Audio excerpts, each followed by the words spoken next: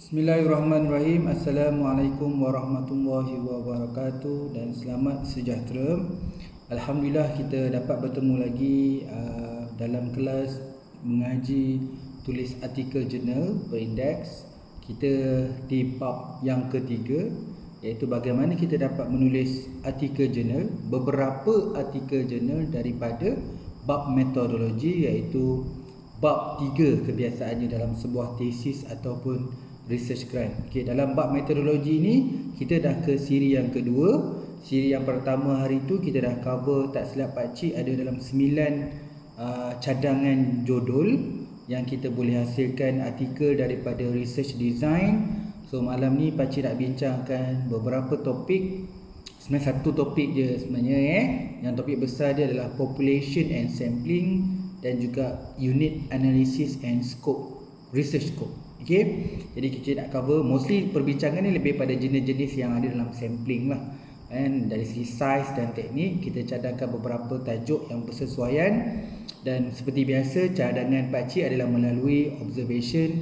Sekiranya sahabat-sahabat semua ingin ubah suai, menambah atau mengurangkan, adalah dibenarkan dan digalakkan lah. Sebab perlu juga kita buat pengubahsuaian kecil mengikut bidang-bidang ataupun kesesuaian dan mengikut juga skop jurnal yang kita nak kena hantar. Jadi kita kena tengok trends dalam jurnal tersebut yang lepas-lepas yang dah terbit dekat jurnal tersebut, bagaimana tajuk yang digunakan. Ni mungkin idea pakcik untuk beritahu yang ni pun boleh buat artikel, yang ni pun boleh buat artikel. Jadi kita boleh meningkatkan dari segi bilangan. Pada masa yang sama, bila kita dah nak buat artikel, bila kita nak terbit, aspek kualiti memainkan peranan yang sangat penting dalam proses untuk buat decisions, untuk memilih artikel kita, untuk proses daripada under review, daripada accepted, kita nak buat pentolan sampai pada stage yang terakhir dari segi formatting and technical sehingga ni dapat artikel tu diterbitkan. Okay, so hari ini kita akan cover beberapa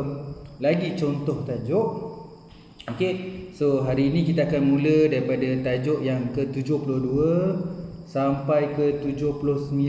So kita dah hampir juga nak ke angka 80. Okey, tapi untuk dalam konteks ni kita masih lagi dalam metodologi dan masih lagi peringkat tak sampai separuh. Kita baru sampai siri yang kedua. Kita ada beberapa siri lagi. Tak silap kita ada 5 siri juga dalam metodologi. So ni perbincangan. Saya rasa yang dah dapat follow sampai ke 2 hari yang sudah, so dah faham dah kita punya reason kenapa kita nak belajar. Kan kita macam-macam dah belajar sebenarnya, database. Okey, daripada tu kita belajar jenis, kemudian kita dah belajar tip and tricks dulu, lepas tu jenis. Lepas masuk jenis kita dah belajar abstract, kemudian kita go through chapter by chapter, artikel dalam bab 1, artikel dalam literature review. Sekarang kita buat contoh-contoh cadangan tajuk-tajuk yang boleh dikeluarkan artikel berdasarkan bab metodologi. Pakcik masih lagi meneruskan simulasi kita, iaitu menggunakan title yang sama, iaitu keyword dia adalah sustainable development. Okey, kita teruskan pada artikel yang pertama berkaitan dengan population. Okey, pakcik gunakan simple dia tajuk ni.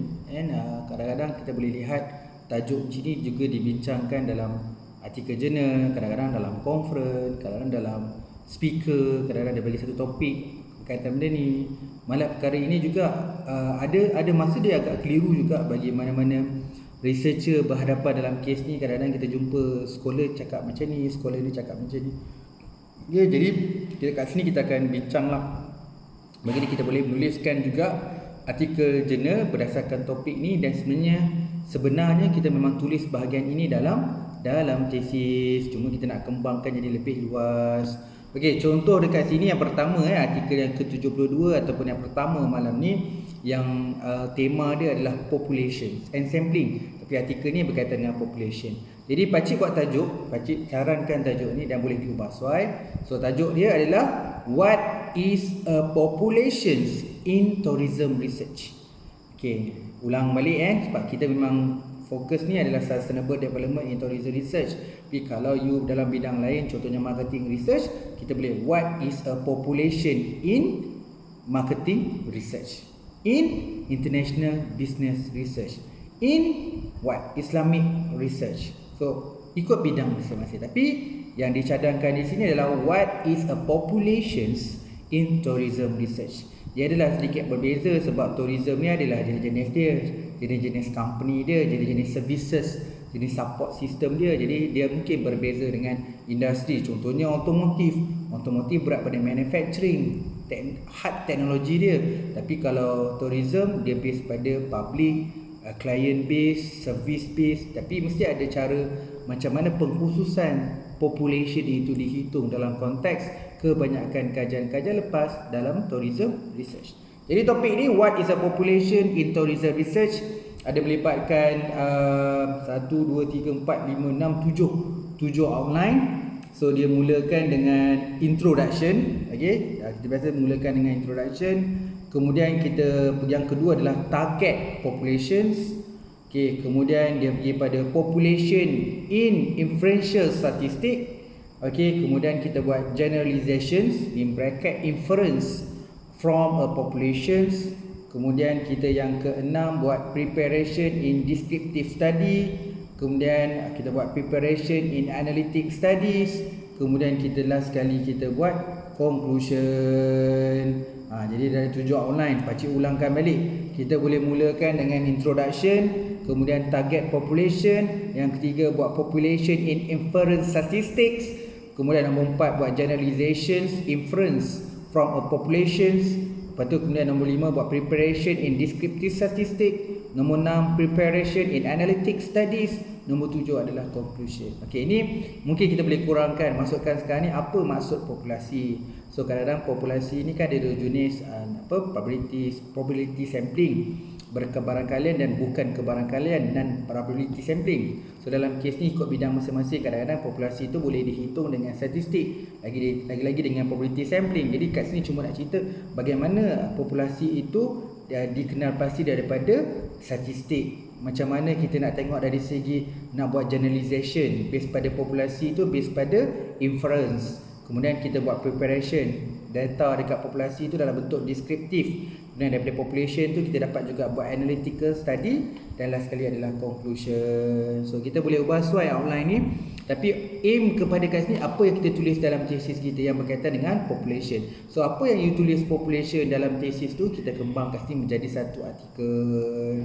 Tapi kalau dalam bidang tu yang saya tak ada buat population, tak perlulah, jangan paksa diri buat artikel pasal population. Ini pakcik nak advice kebanyakan dalam kajian-kajian tertentu, bab 3 antara benda yang paling awal yang didiscuss lepas research design adalah population and sampling. So sebab tu kita buat satu artikel pasal population. Banyaknya artikel yang sebelum ni yang terbit dia masih ada gabung population and sampling.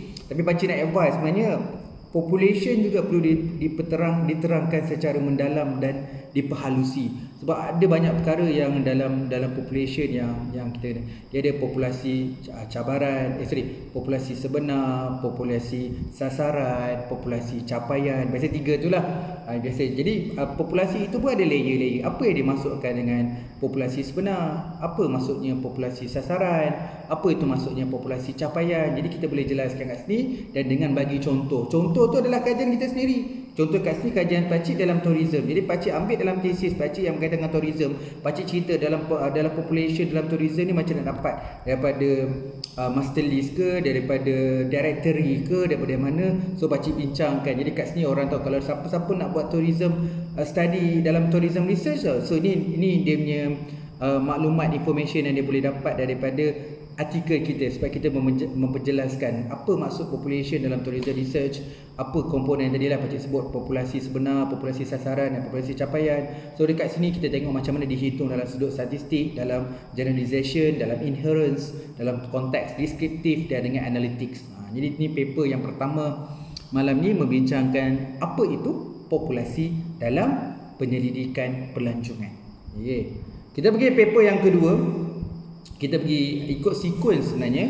Lepas populasi, kita dah tahu populasi kajian kita dan kita pun describe apa yang masuk populasi dalam tourism research. Kita pergi yang stage yang berikutnya adalah lebih kepada sampling. Biasanya sampling kita mulakan adalah sampling frame. Okey, ni sekarang ni dia punya keyword dia artikel berkaitan dengan sampling frame. Ramai dekat luar tu, ramai yang masih lagi unclear apa itu populations. Ramai juga yang tak faham apa tu sampling frame. Okey. Dekat kat sini pakcik buat satu tajuk macam sama macam tadi kita pakai what is. So gini pakai what is juga. Jadi kat belakang perlu ada tanda soal. What is a sampling frames? Definition, important and example. Kat sini beritahu apa itu sampling frame. So keluarkan 3 perkara nak dibincangkan. Yang pertama adalah definitions, yang kedua adalah importance, yang ketiga adalah example. Jadi kita ceritakan apa itu sampling frames. Okey, kita start dengan introductions. Okey, kemudian kita cerita definition 3 perkara tu. Kita cerita definition of the sampling frame, kita cerita important of sampling frames, kemudian kita cerita sampling frame example, kemudian conclusion. Simple je.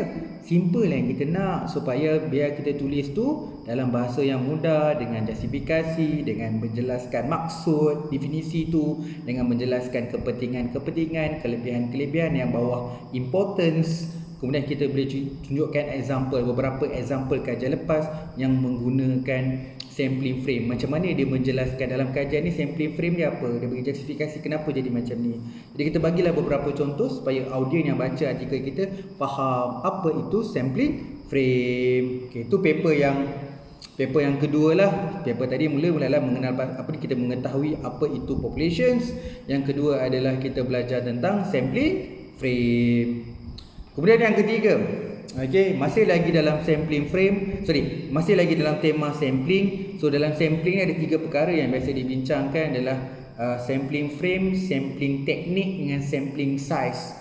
Okey, dalam kes ni ada beberapa paper, macam contoh paper ni pakcik akan propose 2 artikel daripada satu topik. Maksudnya sampling teknik ada 2 artikel. Bukan apa, pakcik pecahkan satu untuk kuantitatif, satu lagi untuk kualitatif. Jadi paper yang ketiga untuk malam ni adalah yang bertajuk How to Choose Sampling Technique. Kan kita cerita sampling teknik kan. Jadi sampling teknik ni memang ada 2 kan. Jadi kita nak pakai yang kebarangkalian atau bukan kebarangkalian. So dalam kebarangkalian pula ada type-type dia, ada jenis-jenis dia. Dalam yang bukan kebarangkalian pun ada contoh jenis. Jadi kita nak tahu teknik. Jadi teknik biasalah common, biasanya rawak mudah. Kalau yang cerita yang probability sampling lah, ada rawak mudah, ada strata, ada systematic. Okey, kalau yang non probability sampling kita ada purposive, kita ada mudah sampling, combining sampling, kemudian kita ada kota, kemudian kita ada snowball. Jadi itu kategori. Jadi kat sini sebab tu tajuk dia How to Choose a Sampling Technique for Quantitative Research in Tourism Industry. Jadi kat sini pakcik bincangkan kiraan ataupun macam mana kita nak faham apa itu sampling teknik, tetapi dalam kajian quantitative research. Pakcik ulang balik tajuk dia How to Choose Sampling Technique for Quantitative Research in Tourism Industry. Yang kualitatif macam mana? Kualitatif sekejap lagi lah, lepas ni satu lagi artikel. Okey. Jadi yang pertama ceritakan dari segi outline. Pertama kita start dengan introduction, kemudian kita ceritalah definisi of sampling technique, kemudian kita ceritalah apa itu sampling technique for quantitative research, kemudian kita ceritakan nombor 4 adalah how to choose sampling technique, dan last sekali adalah conclusion. Mungkin ada beberapa nombor 3, nombor 4 tu ada sub topik. How to choose sampling technique, you nak discuss dua-dua jenis teknik sampling, yang probability sampling atau non probability sampling. Tapi dia idea kat sini macam mana kita nak buat satu artikel berdasarkan sampling teknik. Kita dah buat artikel sampling frame, kita dah buat artikel untuk population. So sekarang ni kita buat sampling teknik. So kita boleh buat satu persatu. Yang dalam kes ni how to choose sampling technique for quantitative research. So kita nak bincang tentang bagaimana sampling kajian sebelum ni dari segi menentukan teknik persamplan dalam quantitative research in tourism research. Kalau tak ramai dalam tourism research, kita tukar pada service industries. Okay, dia punya introduction, dia punya outline, introduction, definition of sampling technique. Nombor 3 adalah sampling technique for quantitative research. Nombor 4 how to choose sampling technique. Nombor 5 outline is conclusion. Okay, kita pergi pula kalau nak present paper untuk kualitatif. Tukar sikit lah. Macam tadi pakcik pakai start dengan how to choose. Ini bahasa persoalan, how to choose. Ada soal kena dekat belakang. So kat sini pakcik tukar sikit sebab nak bagikan paper yang kuantitatif dengan kualitatif sedikit berbeza. Jadi pakcik straightforward dengan tajuk dia sampling technique. sampling technique for rational and selecting a representative sample. Qualitative research in tourism industry. So baca ulang balik tajuk dia, agak panjang sikit tajuk dia. Sampling technique for rational and selecting a representative samples. Qualitative research in tourism industry. Jadi outline dia, cerita dulu apa tu introductions. So masih lagi macam sama macam tadi definition of sampling technique, tapi dalam kuantitatif yang ni pun sama, definition of sampling technique, point nombor 2. Point nombor 3 adalah rational sampling technique for qualitative research, lain sikit dengan term digunakan dalam kuantitatif tadi. How to select suitable sampling technique, conclusion. Ulang balik, introduction, definition of sampling techniques, rational sampling technique for qualitative research, tu nombor 3. Nombor 4, how to select suitable sampling technique. Nombor 5 adalah conclusion. Pakcik buat outline macam ni lah, tapi dalam sebuah tesis nanti you tengoklah Ubaswan nak masukkan apa, nak masukkan mula definition. Oh ada aku cerita definitions. Oh mana nak cerita pasal sampling technique in dalam qualitative research, ni rational dia. Macam mana nak pilih, sebab dalam kualitatif ada beberapa lagi sampling teknik yang sesuai untuk kualitatif. Macam mana kita nak select yang dia paling sesuai dalam kajian ni? Kita boleh letak example kat sini, example tesis kita lah, kajian kita lah. Okey. Last sekali adalah conclusion. So paper ni adalah sampling teknik. Tadi kita dah cerita yang kuantitatif, so yang ni kualitatif. Jadi sampling teknik boleh keluarkan. Kalau kata saya buat kuantitatif saja, you boleh buat kuantitatif, tak bolehlah buat kualitatif. Ada orang yang buat mixed method, mungkin dia boleh pecah dua. Satu artikel untuk kuanti, satu untuk artikel yang kuali. Ada setengah yang kadang-kadang dia saja je, dia review a few artikel, dia baca paper kuali dan paper kuanti, tapi research dia nak buat kuanti je. Tapi sebab dia dah ada koleksi atau bacaan dalam kualitatif, alang-alang dia kata buat dua paper lah. Walaupun dia tak study kualitatif, tapi dia buat juga satu paper untuk kuali dan satu paper untuk kajian dia sendiri lah, iaitu kuantitatif. Okey, yang ke-76. Bila kita cerita pasal sampling teknik, kita kena tahu juga sampling size, bilangan sampel yang diperlukan dalam sebuah kajian dalam berdasarkan jumlah populasi tadi. Jadi dah tahu jumlah populasi ataupun kita unknown population, kita tak tahu jenis mana unknown population, sebab kita dapat boleh gunakan macam-macam. Contohnya kalau unknown population, you boleh gunakan G power untuk identify berapa jumlah sampling size. Okey, jadi kita boleh bincang semua perkara itu yang berkaitan dengan sampling size dalam sebuah artikel supaya dapat memberi manfaat. Ramai orang yang masih lagi keliru dan tak cukup knowledge dalam berkaitan dengan sampling size. Okey, sampling size ni pun pakcik keluarkan dua artikel, satu khusus untuk kuantitatif, satu khusus untuk kualitatif. It's good buat preparation ataupun buat paper macam ni, sebab kalau kuanti, orang kuanti akan prefer baca yang sampling size yang kuanti. Untuk orang kualitatif akan baca sampling size untuk kualitatif. Kalau you combine together, mungkin dia akan berlaku macam ini cerita macam berat kat kuanti lah, berat kat kuali, ataupun first impression dia kata yang ni tak ada khususan, ni just nak buat simple comparison. So my advice is something lah, dalam kes-kes macam ni lagi indah kalau kita boleh specify sekali. Macam ni pakcik lain daripada cerita sampling size, pakcik bincangkan juga dekat tourism research ataupun tourism industry, supaya nak tengok macam mana kajian-kajian dalam bidang tourism industry menggunakan sampling size. So macam mana population dalam tourism tu dihitung dalam konteks jumlah peserta yang perlu ada dalam sebuah kajian. Jadi tajuk pakcik yang bahagian ni untuk yang bincang kuantitatif dulu. So simple calculate, sebab memang kuantitatif biasa dengan term simplified sebenarnya. Jadi kita gunakan perkataan simple calculate. Simple calculate of sample size for quantitative research in tourism industry. Pakcik ulang balik. Simple calculation of sample size for quantitative research in tourism industry. Okey, macam mana nak kira sampel tu, sample size ya, dalam kajian kuantitatif dalam industri pelancongan. So start dengan introduction. Kemudian bagus sebenarnya kita mulakan dengan definisi. Lepas introduction kita start dengan definition of sample size. Sample size for quantitative research, bincanglah apa yang dikatakan sampling size dalam quantitative research. Last kali tu nombor 4, tunjukkan mungkin case kita sendiri how to calculate sample size. Kita guna contoh dalam cases kita sendiri, kajian kita sendiri, data kita sendiri, population kita, sampling kita tunjukkan dia how to select ataupun how to identify, ataupun yang paling tepat kat sini baca tulis how to calculate sample size. Betul, baru conclusion. So pakcik ulang balik, tajuk dia adalah simple calculate of sample size for quantitative research in tourism industry. Mulakan dengan introduction, kedua definition of sample size, nombor 3 sample size for quantitative research, nombor 4 how to calculate sample size, nombor 5 adalah conclusion. Okey, yang ni adalah sampling size untuk kuantitatif. Kita boleh buat paper satu lagi yang untuk orang kualitatif. Okey, pakcik tukar sikit tajuk. Itu reason dia sebab pakcik tak, kalau boleh tak nak nampak macam overlap ataupun nampak macam sama padahal berbeza. Tapi kita kena juga ada banyak pilihan. So bila you nak start tulis artikel, boleh refer slide pakcik untuk dapatkan idea awal. Lepas tu you boleh ubah slide. Okey. Memang bab 3 ni tak banyak contoh yang saya boleh bagi sebab apa benda tu yang semua tu datang daripada apa yang saya faham, apa yang ada dalam buku research methodology, apa yang you tulis dalam tesis, keluarkan jadi artikel. Saya tahu dalam bidang-bidang ni adalah bidang medik. So bidang medik sangat suka pakai research. So cerita how to calculate sample size ni dalam bidang medik. How to calculate sample size based on the patient in hospital. Jadi dia dah buat dah. Bidang-bidang ilmu lain tak buat. Jadi banyaknya kelompongan kalau you buat tajuk ni, you boleh hantar dekat bidang masing-masing. Okey, kita pergi paper yang kedua yang berkaitan dengan sampling size tapi untuk kualitatif. So tajuk dia sampling size for sampling size for qualitative research in tourism industry does size matter? Baca ulang balik lah tadi dah sangkut. Sampling size for qualitative research in tourism industry does size matter? Tanda soal. Jadi kita start dengan introduction.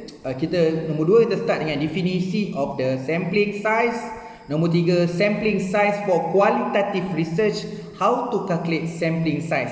How to calculate merujuk pada kualitatif lah. Last sekali adalah conclusion. Ulangan, introduction, definisi of the sampling size for qualitative research, how to calculate sampling size, conclusion. Okey, itu yang paper yang ke-77. Okey, kemudian kita tinggal beberapa lagi kat sini pakcik nak bincangkan. 2 lagi yang terakhir. Yang pertama ada berkaitan dengan unit analysis, yang kedua adalah cerita yang berkaitan dengan scope metodologi. Okey, unit analysis pakcik ambil satu contoh sebab ikut bidang lah. Dalam case ni pakcik tunjuk case study. You all boleh ubah slide, grounded theory ke, survey research ke, action research ke, apa lagi, phenomenology ke, narrative inquiry research, typology, boleh buat. Cuma dalam case ni pakcik saja letak satu contoh iaitu case study. You all tukarlah ikut you punya research strategy yang dalam penyelidikan you all. Jadi kat sini tajuk pakcik adalah, tema dia adalah unit analysis. Okey, jadi tajuk pakcik ada identification of ambiguity in the case study research typology. What is a unit analysis? Okey, untuk identify kekeliruan, ambiguity tu in the case study research typology, what is a unit analysis? So pakcik ulang balik tajuk dia, identification of ambiguity in the case study research typology, what is a unit analysis? Okay, so start dengan introduction. Kemudian sebab saya buat case study, so saya cerita what a case study, ataupun kita boleh letak definition of case study. Kemudian nombor 3, generic characteristic of case study, ambiguity, sengkang, unit of analysis, masa kekeliruan dalam menghitung atau mengenal pasti apa unit analysis. Last sekali, an alternative conception, conclusion. So pakcik cerita sikit sebab berbeza sikit dia punya outline. Start dengan introduction, what is a case study, nombor 2. Nombor 3, generic characteristic of the case study. Nombor 4, ambiguity, unit of analysis. Nombor 5, an alternative conception. Last sekali adalah conclusion. So nak cerita pasal unit analysis, kita punya participant, kita punya respondent. So macam mana kita kenal pasti the specifics unit analysis tu muncul beberapa kekeliruan. Lagi-lagi bila kita faham unit analysis dalam kuanti dan kualitatif. Okay, kat situ kita boleh bincang lah apa benda yang didebatkan dalam literature. So dalam case study mostly paling sesuai nak gunakan unit analysis siapa. So melibatkan banyak perspektif ataupun satu perspektif sebab dia ada melibatkan single case study, multiple case study. So dia ada melibatkan dari segi unit analysis dia single unit analysis ataupun beberapa unit analisis. Okey, paper yang terakhir. Okey, memang pakcik tak nak terlalu banyak ataupun banyakkan artikel, cuma pakcik nak bagi tema dia hari ini adalah populations, sampling, unit analysis dan last sekali adalah scope methodology. So paper yang terakhir ni 79 untuk malam ni adalah bertajuk expanding the scope of methodology used in sustainable development research. Okay, so kat sini pakcik tunjuk detail lah sustainable development research. Sebelum ni pakcik letak tourism research je, jadi kat sini pakcik letak sustainable development. Jadi expanding of scope methodology used in sustainable development research. Apa yang biasanya yang dalam kajian yang berkaitan dengan sustainable development ni, dari segi skop metodologi, apa yang biasa dilakukan oleh kajian-kajian terdahulu dalam penyelidikan, dalam research. Jadi pakcik cerita dulu, start dengan introduction. Point nombor 2, sustainable developments and the environments. Nombor 3, research and its purpose. Nombor 4, quantitative research designs. Nombor 5, kualitatif ataupun boleh buat non-quantitative research design. Last sekali, toward future research. So baca ulang balik paper ni yang bertajuk Expanding the Scope of Methodology Used in the Sustainable Development Research. Kita mulakan outline dengan introduction, kemudian ceritalah apa itu sustainable developments and the environments. Kemudian cerita research and its purpose. Itu nombor 3. Nombor 4, quantitative research design. Nombor 5, non-quantitative research design. Nombor 6, towards future research, ataupun letak conclusion ataupun conclusion and future agenda yang last. So kita ada beberapa tajuk yang kita bincang malam ni, daripada 72 sampai ke 79, iaitu kalau secara total 1, 2, 3, 4, 5, 6, 7, 8. So ada 8 tajuk hari ni. So kita discuss daripada konteks what is the populations, kemudian kita cerita in term of the sampling size, kemudian kita cerita sampling techniques, and kemudian kita cerita tentang unit analysis and scope methodology. Jadi banyak sebenarnya, saya rasa bahagian ini sama macam research design. Betapa luasnya kita baca buku, kita buat revision, kita baca artikel jurnal, nak faham apa yang berkaitan dengan research design, apa definisi research design. So apa komponen-komponen, proses, step-step yang berlaku dalam research design. So kita tulis dalam tesis. Kenapa tulis pendam simpan? Hasillah satu artikel. Betul, bila you copy paste dapat satu muka surat setengah je, kembangkan lagi lah. Sebab audien dalam artikel lebih luas daripada tesis, supervisor dan penilai, itu saja. Tapi dalam kes ni you kena besarkan, kembangkan. Gitu juga dengan population. Ada yang tulis population ni satu muka surat je, tak apalah, kembangkan lagi lah apa yang dikatakan population. Bila you baca pergi beberapa buku, so kalau baca 4 buku dah ada 4 version of meaning of population. You baca lagi artikel je nak dapat. So benda ni juga menjadi satu kekeliruan yang nyata dari segi orang nak faham apa tu sampling teknik, apa itu sampling size. So kuantitatif dan kualitatif dia ada sedikit penerangan yang berbeza, sebab dia punya tema pun lain. Kalau kualitatif mementingkan proses penyelidikan, kalau orang kuantitatif mementingkan output penyelidikan. Kalau kuantitatif bersifat dia contohnya positivism, didaktif, jadi yang berkaitan dengan scientific research. So yang kualitatif dia lain, so dia lebih bersifat induktif, subjectively, dia interpretism dia. Jadi benda-benda itu dia berbeza dengan kuantitatif. Justru tu sampling ni banyak berkaitan dengan numbering, bilangan kan. So bila sebut bilangan, orang kuantitatif kena accurate. Okay, orang kualitatif dia lebih pada flexibility. Jadi kat sini yang kadang-kadang kita kena asingkan dua artikel, untuk sampling teknik dengan sampling size. Untuk kuantitatif satu, untuk kualitatif satu. Okey. Jadi itu saja perbincangan pakcik secara ringkas yang berkaitan dengan sampling dan population, unit analisis dengan scope. Saya yakin benda ni boleh diperluaskan lagi. Tema pakcik tetap sama, tak berubah daripada dulu. Reason chapter sekarang ni adalah pindah daripada tesis atau research grant menjadi artikel. Jadi pakcik kena hurai satu persatu, section by section, 3.2, 3.3, 3.4, 3.5, 6, 37, 38, 39, yang contoh 3.10. So setiap tu boleh dihasilkan satu artikel. Kalau orang tanya, boleh lah, maksudnya 3.2 satu artikel, 3.3 satu artikel. Boleh. Itu yang pakcik sedang kongsikan. Tak nak terbit, itu hak individu. You sendiri tak nak terbit artikel, simpan peram je lah dalam tesis tu. Biar je faham sendiri, baca sendiri, untuk diri sendiri, bukan untuk orang lain. Tapi kalau you berkongsi, nikmat untuk berkongsi itu. Tulis je, jangan abaikan orang kata benda ni tak bagus lah, tak apa-apa lah, metodologi pun nak terbit. Kita kena to be professional. Kalau you biasa, saya sebenarnya dah terapkan you sebenarnya. you dah guna advanced search, guna top publisher. Bila you dah cari bahan, apa sahabat pakcik ajar ni sebenarnya common, you dah jumpa dalam artikel-artikel tu. Okey, jadi kalau orang yang kata betul ke betul buat artikel, saya yakin you tak cukup explore lagi. So kita dah belajar cara dia database sangat-sangat detail kat situ. Maksud you tak explore pun, you tak merungkai, you tak tengok pun tajuk-tajuk tu, you tak cukup investigate. Sekadar macam fokuskan nak ambil jalan mudah je, mana artikel yang cepat terbit sebab aku senang nak graduate cepat, aku dah pening kepala. Jadi kita menginginkan sesuatu tapi kita menolak ilmu-ilmu yang ada. Padahal ilmu tu dah depan mata dah. Ambil tahu sedikit pasal artikel jurnal. Saya memang kaji dah benda ni. Sebab tu setiap masa saya deliver tu saya kena fikir asas ni kena bagi dulu. Okey, database kena belajar dulu. Okey, supaya dia kuat database baru belajar. Ada macam-macam database. Lagi-lagi jurnal kena belajar Scopus dengan AWS dan kena belajar top publisher. Sebab itulah ilmu tu berada dekat situ.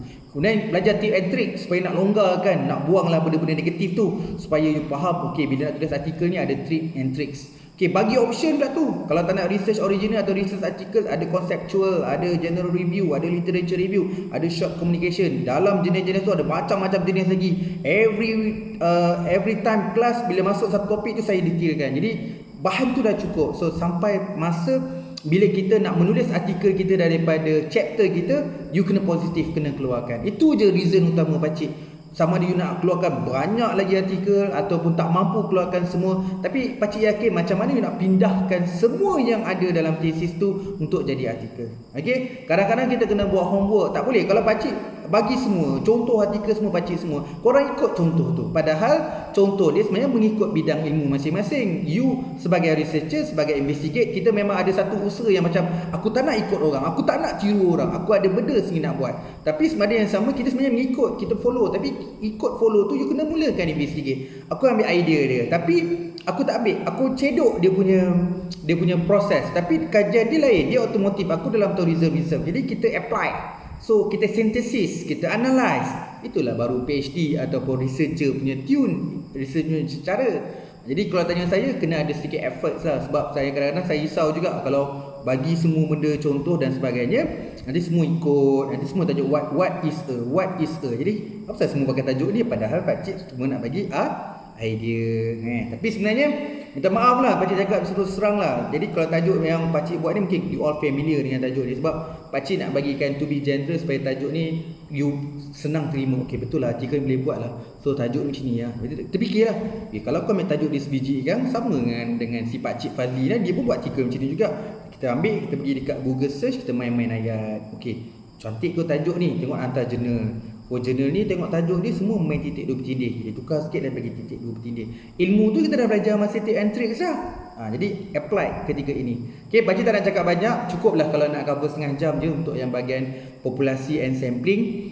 Pasal yang sama juga bolehlah belajar, refresh balik, belajar apa itu population, apa tu populasi sebenar, apa tu populasi sasaran, apa itu populasi capaian. So kajian ni kalau pakai populasi tak ada sampling boleh. Research tak perlu sampling ni option. Kalau kajian kita besar sangat, populasi kita terlalu ramai, jadi tak mampu kita nak collect semua, jadi perlunya sampling. So sampling pun bagi alternatif banyak, kaedah mana yang paling sesuai. Tapi dia menggambarkan dari segi kita buat decision making. Kalau kita pilih jalan mudah, kita kata researcher ni mengambil keputusan yang dia ada option yang terbaik tapi dia ambil jalan yang mudah. Jadi padahal dia ada lebih, dia boleh strategize research. Itu nak nampakkan kematangan seorang research. Kita tahu kaedah yang paling bagus adalah kaedah kota. Kaedah kota, tapi dia tak gunakan kaedah kota. Dia kata susah lah, renyah lah, nanti aku pakai convenience lah. Tapi padahal dia ada pilihan, tapi dia bagi excuse sebab nak semua nak mudah. Dalam kes ni sebagai seorang researcher, kalau tanya saya, you pre-professional R&D, kalau kata kalau pergi proposal, you hantar tender proposal, kita tolak yang kata nak mudah tu. Sebab kita nak professional, nak nampakkan effort dalam research. Kalau kata yang ambil yang pakai convenience dengan kota, dalam kes ni paling sesuai kota contohnya. Tapi mungkin tender dah tak dapat. Kalau dapat pun mungkin bajet ciput lah. Kau pakai convenient, bajet kau banyak ni je lah. Sebab tu dalam research dia kena belajar semua. Yang tu kalau pemahaman saya lah bila dalam R&D. So kita memang, kita nak dengar justifikasi yang bila dia buat presentation, kenapa you nak dalam konsep R&D ni you nak pakai teknik yang macam ni, kenapa tak pakai teknik macam ni, how far you punya accurate calculation your sampling size, apa approach yang you pakai. Saya pakai, saya ikut pattern, tak boleh. So kita ada beberapa scholar tu tool alat macam G-Power tu. Bagi saya simple, dia sangat sesuai untuk sampling size sebab dia ikut kesesuaian apa yang you nak analisis. You nak analisis regression, pergi pilih regression, lepas tu you select you nak berapa, ralat berapa persen dan sebagainya. Jadi dia dah customize. Jadi apa researcher nak, sebenarnya dia boleh hitungkan berapa jumlah sampling size. Okay, mohon maaf terlajak pula nak cerita research methodology sebab seronok cerita research methodology ni. So kita boleh belajar macam-macam. Contoh macam tadi lah, unit analysis, dia berbeza definisi. Contoh paling mudah lah, apa definisi unit analysis bagi kajian survey, apa maksud unit analysis bagi kajian case study lain. Nanti kena belajar juga. Okay, mohon maaf atau kesilapan dan kekurangan dalam menyampaikan ilmu tentang berkaitan dengan sampling population sampling unit analysis dengan scope of methodology, supaya kita dapat sambung lagi. Okay, lepas ni adalah kita dah pergi sampai bahagian biasa kan, bila sekarang ni nak kenal pasti design, sampling, population. So lepas ni kita lebih pada assumption, andaian-andaian besar kan, proses-proses validity and reliability, parametric and non-parametric. So kita lebih in dalam metodologi. Jadi optional lah. So yang dalam bidang-bidang lain yang bukan eksperimen, tengok saya ada bincang kat tajuk kualitatif, kita tengoklah mana yang boleh. Tapi pakcik tak boleh bincang semua kan, dengan berapa yang pakcik contoh ni nak bagikan supaya absorb, supaya you all boleh bawa benda tu masuk dalam artikel jurnal. Jangan selama ni simpan je. Ramai orang buat artikel tutup, ada reason kenapa. Bila you ambil satu niat atau fokus, aku nak tulis metodologi betul-betul. Okay, ini saya memang sangat respect. Silap-silap kalau you tulis research metodologi dengan betul, silap you balik nanti you boleh buat satu buku daripada bab 3. Daripada bab 3 tu boleh keluarkan satu buku. Sebab you punya research design dan metodologi proses dalam bab 3 tu mungkin ada persamaan dengan research akan datang. Okay, walaupun tajuk dia lain, tapi metodologi dia sama. Sebab tu saya pesan dengan kawan-kawan semua, kalau nak cari tesis, tak semestinya cari tesis yang metodologi dia sama. Kita ataupun tajuk dia sama. Yang paling penting, tajuk lain tak apa, yang penting metodologi sama. Proses dia sama. Dia ke A, aku ke A. Dia ke B, aku ke B. Aku pergi fieldwork, aku pergi fieldwork. Proses dia sama seperti apa yang kita nak, tapi tajuk dia lain. Tajuk kita lain. Itu yang you kena cari tesis. Sujud syukur terus. Itu yang kita nak cari. Ini cari tesis, tajuk dia yang sama. Tajuk yang sama, takkan nak pakai metod yang sama juga. Kalau LR dia sama, problem sama, tajuk sama, literature review sama, metodologi sama. Kalau student jumpa saya kata buat apa lagi nak buat research? Dah lah tesis ni sama dengan you punya tajuk tesis, flow pun sama, metodologi pun sama. Contoh kat situ lah kat situlah sebabnya kalau penting bagi saya, siapa orang tulis kat metodologi memang penat sedikit. Sebab apa, setiap yang ditulis tu susah dia nak cari. Dia kena apply daripada research lain, absorb dan lain. Dan proses tu sangat-sangat rumit sebenarnya kat metodologi. Kalau you menulis untuk bagi orang faham, dia agak rumit sebenarnya. Jadi why not, you dah bersusah payah dekat bab 3 tu, reward lah yourself, keluarkan satu artikel supaya dapat dia beri manfaat secara worldwide. Okay, maaf pula tekan suara, bukan apa, nak beritahu kepentingan bab 3 dan paling mudah nak dapat citation. Siapa nak plan citation, siapa nak increasekan H index, tolonglah terbit artikel kat metodologi ni. You punya citation luar biasa nanti kalau siapa dah terbit artikel daripada metodologi. Okay, lagi sekali mohon maaf atas kekurangan dan kesilapan dalam menyampaikan ilmu. Saya doakan semoga semua orangnya berjaya, ilmu semakin bertambah, dapat menuliskan artikel, apa yang kita tulis dapat beri manfaat pada semua orang. Itulah jiwa pendidik, itulah jiwa orang perkongsian ilmu, supaya dapat dimanfaatkan pada semua orang. Walau kecil tak apa, tetapi dia tetap akan beri manfaat. Okay, terima kasih banyak-banyak. Assalamualaikum.